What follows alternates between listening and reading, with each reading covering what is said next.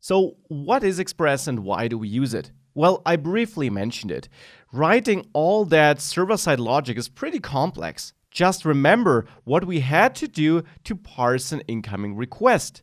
For extracting the body, we manually had to listen to the data event, to the end event, and then create a buffer, which we in the end converted to a string.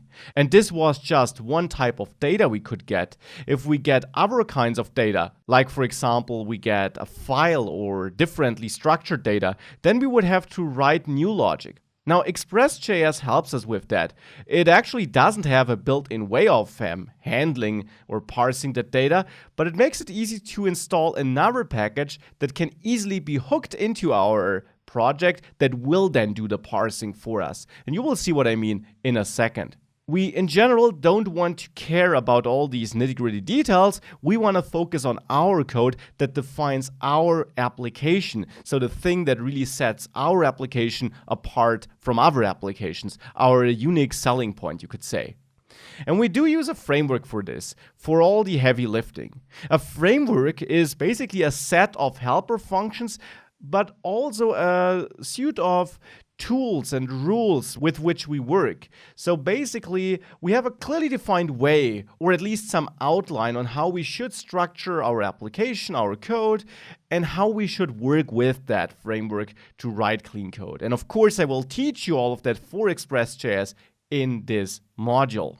So Express.js helps us with that, and this is why we will dive into it here. Now, of course, Express.js is not the only package or framework you can use for Node.js that will help you write better Node.js code and focus on your business logic.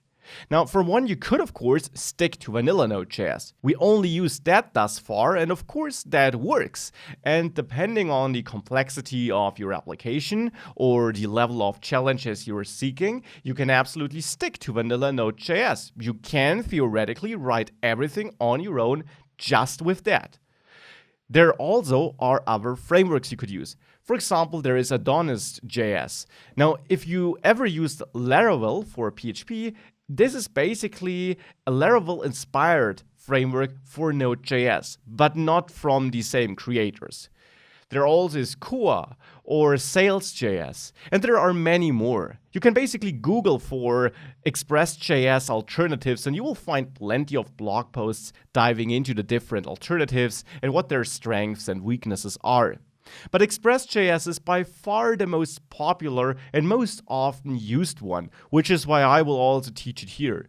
The great thing about Express is that it's highly flexible. It actually doesn't add too much functionalities out of the box, but it gives you a certain way of building your application or of working with the incoming requests that make it highly extensible, and therefore there are dozens or hundreds and thousands of third-party packages built for Express specifically that you can then easily add to your Node Express application without having to configure a lot. And this is probably the real strength of Express.